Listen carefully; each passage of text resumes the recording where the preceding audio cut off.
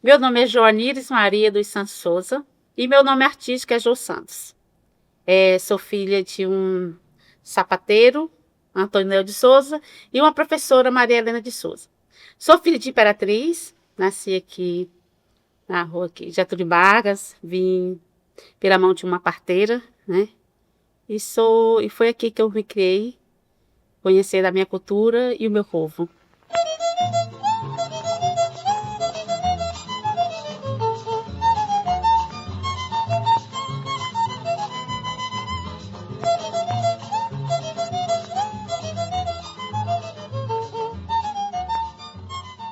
A história é muito interessante, essa minha vida de artista, né? Por eu ser uma pessoa muito tímida na minha adolescência, e quando eu descobri esse talento que eu tinha de artista, foi no grupo de teatral da igreja, né? Esses grupos de jovens, e quando alguém me convidou.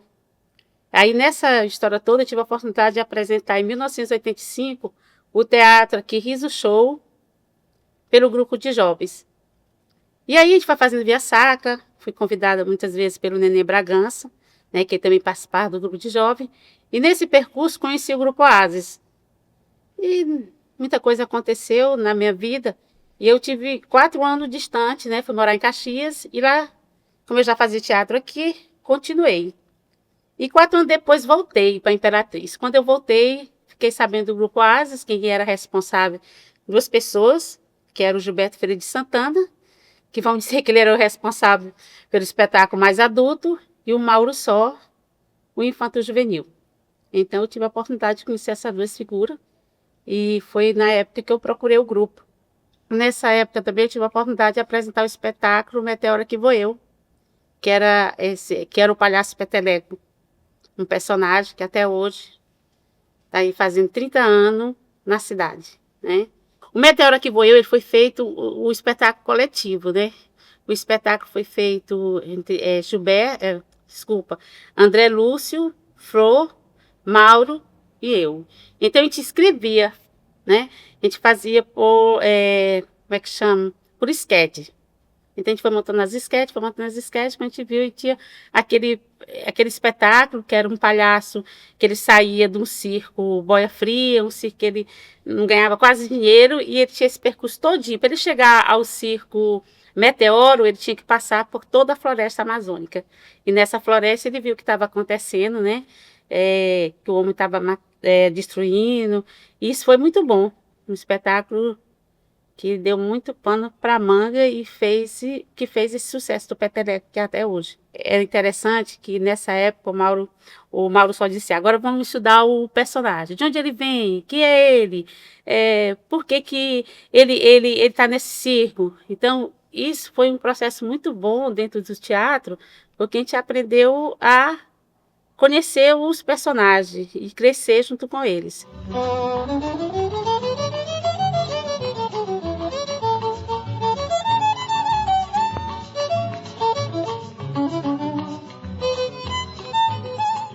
Aí do Meteoro veio a Farsa de Arim, o texto, se eu não me engano, é da Cláudia Castro. E aí tinha um palhaço, tinha os 4 personagens, que eram os mesmos personagens do Meteoro que Voeu, e o Mauro achou bom, achou interessante. A Farsa de Arim eram 5 personagens. O Ariston, ele era, eu não lembro muito direito qual é o papel dele, mas eu sei que ele chegava uma burrinha. E tinha o Mauro, que era o Mandacaru, o André, que era o Caipora, eu, Peteleco, com a minha boneca Coisa Ruim, e a Flor, que era a Yara. Por isso que era a Farsa de Arim no céu de Mandacaru. E também foi um espetáculo que fez muito sucesso, né? Caiu no agrado do público. E aí nós ficamos um bom tempo com esse espetáculo. Aí depois do espetáculo, e foi quando nós fomos, a maioria de nós, né? A gente foi fazer vestibular, graças a Deus a maioria passou, menos o Cláudio Marcocini, que não quis. Desculpa. E aí a gente foi para a faculdade, né? Eu fiz letras, cada um, acho que a maioria fez letras. E aí começou aquela necessidade da grana mesmo, né? De gente querer um dinheiro a mais, porque o teatro não dava isso pra gente. Dava prazer, divertimento, alegria, né? Então a gente fazia com muito amor, até hoje também faço, mas assim, era uma diversão, uma coisa bem legal. Mas chegou um momento que isso não estava dando mais, né? O espetáculo, o dinheiro que a gente ganhava era muito pouco. Por isso que eu saí um pouco do espetáculo e fui para as festas infantis. Nesse movimento teatral que eu participei, foi assim, de grande importância, né? Eu fui aprendendo com os colegas a ouvir a melhor música, a ver os melhores filmes, um crescimento mesmo para o meu fazer artístico, né? Até porque eu não venho de uma família que tem esse hábito de assistir peça teatral, então assim, os movimentos culturais que me fez essa mulher que eu sou hoje, né?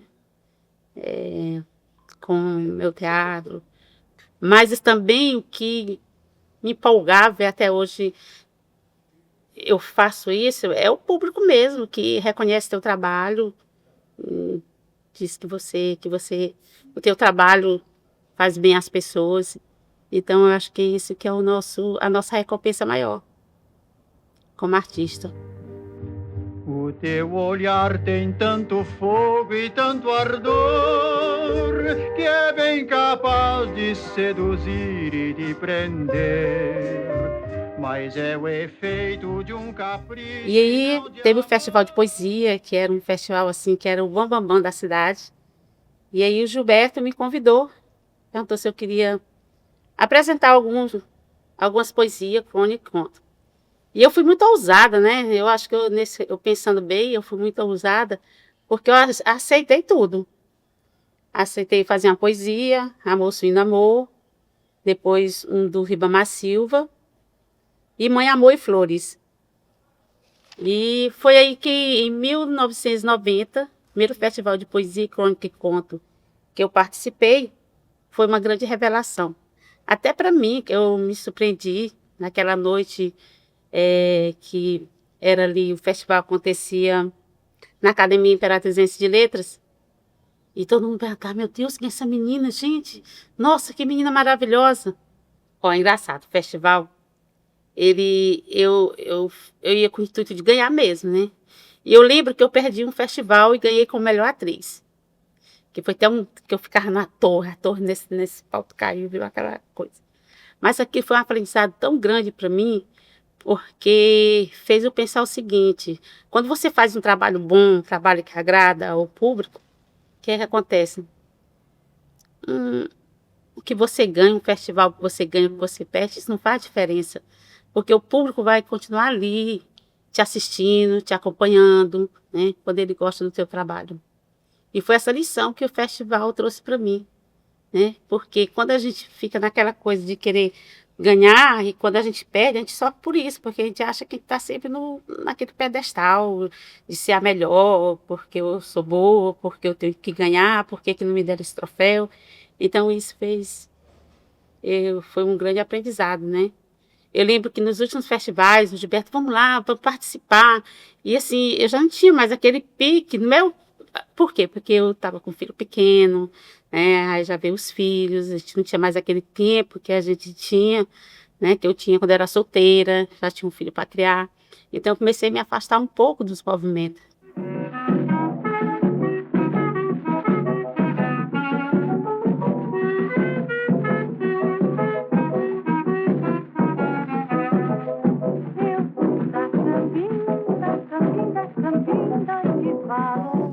E os contadores de história, que eu fiz um curso em São Luís também, né, com a Gisele Vasconcelos, isso fiquei apaixonada.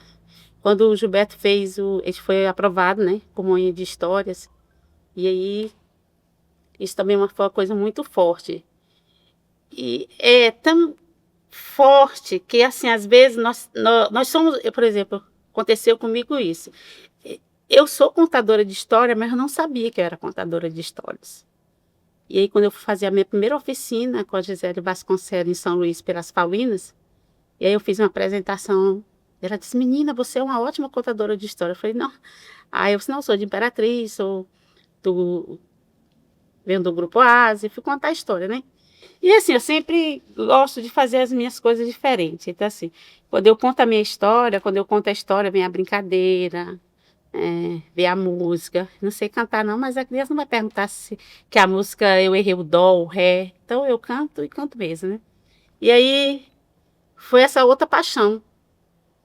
E essa paixão também deu certo, né? Estou nessa história dos contadores, ela tem um repertório muito bom.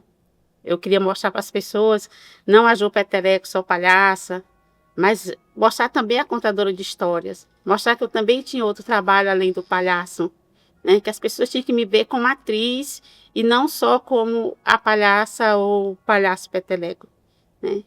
Então, foi essa grande experiência. E estou aí buscando, fazendo curso, é, melhorando a minha contação, né, as minhas narrativas, e está dando certo. Campina, Campina de Marrom. Eu quero voltar, boneca, boneca de meu amor. E assim, qual a importância desse movimento cultural na nossa cidade, né? Assim, e que a gente também sente falta. É o teatro lotado, é a gente ir para as praças com com os nossos espetáculos. Eu lembro que a gente tinha que a gente levava o cinema, o teatro, as artes plásticas. Então isso era muito bom para sair daqui do teatro para mostrar a nossa arte com com as crianças, o público. E esse movimento que aconteceu com o nosso movimento cultural do teatro. Acho engraçado que tem pessoas que falam assim, nossa cidade não tem cultura. Nossa cidade tem cultura demais, né? O que acontece é o apoio mesmo que nós devemos ter nessa contrapartida, ter projeto. Porque assim, o teatro está aqui, né? A gente não vai ficar esperando o público só aqui nesse teatro, né? Tem que também ir para os lugares públicos, né? E o movimento de teatro, ele não morre, né? Porque a gente continua fazendo a nossa arte por aí.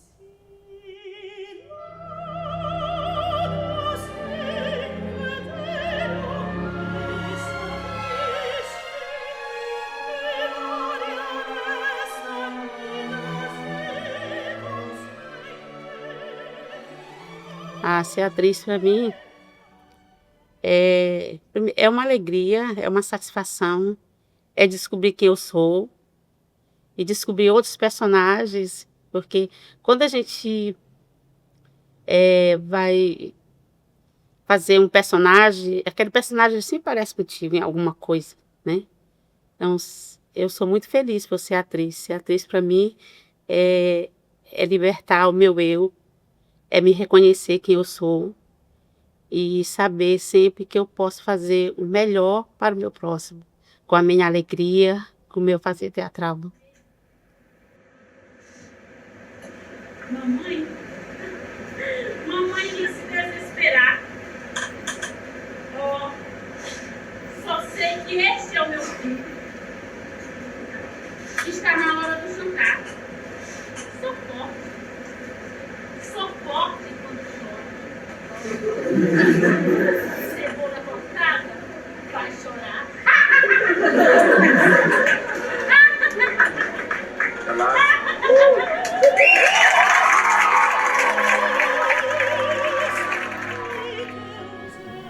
Qual o sentimento mais forte que te toma quando você entra no teatro? Não tem continuidade no nosso trabalho. Do Gilberto ter largado tudo isso, assim, eu acho que nós nos sentimos um pouco órfãos quando o Gilberto falou que não ia mais participar dos festivais, nem ter uma direção, porque eu sempre falo assim, eu tenho muita vontade de voltar ao palco, mas assim, o que a gente tem dificuldade é de uma direção. Então, assim, eu posso fazer um monte de coisa, e até hoje, essa é a grande dificuldade que eu tenho, de ter alguém para me dirigir, né? Por exemplo, hoje eu estou fazendo meus trabalhos, mas é só minhas contações de história, espetáculo Palhaça Conta Cena. Quando está tudo pronto, eu peço o Chico, alguém para estar ali me dirigindo. Então, o que aconteceu com o Grupo Ases, essa quebra, foi muito forte, porque nós ficamos abandonados, sem direção, né? Porque logo, logo foi o Gilberto, depois foi o Mauro. E aí cada um foi se mandando para um lado. Eu sempre digo assim, que foi que aconteceu comigo. Como eu senti falta tanto desse palco, eu fazia tudo isso numa festa. Contava história, apresentava, brincava. Isso que era a maneira de preencher esse vazio que eu sinto, e até hoje eu sinto essa falta de uma direção, para que a gente desse continuidade ao nosso grupo de teatro, né? Eu acho que quando a gente estava fazendo teatro, eu acho que hoje a gente tem uma maturidade maior. Acho que se o Gilberto quisesse um dia voltar, né, nos dirigir, eu acho que seria diferente. Porque hoje nós sabemos o que nós queremos, né? Não que a gente não sabia, mas o Gilberto era tão apaixonado por tudo isso, que a paixão dele contagiava a gente, e a gente ia mesmo. Eu digo, esse dia eu olhando lá o texto do Urubu e Pérolas, meu Deus, o que é isso aqui? O Gilberto mandava a gente falar aquilo da Clarice, a gente falava aquele fervor, aquela coisa louca, aquela paixão, e dava certo. Mas também porque a gente aprendeu a amar essa arte, porque ele transmitia esse amor tão grande, que a gente também se apaixonou junto com ele. Só porque ele nos abandonou também, né? Nos deixou. É isso, eu acho que foi é o que eu sinto falta. Ainda sinto falta de você, amigo Gilberto, para dirigir nosso trabalho.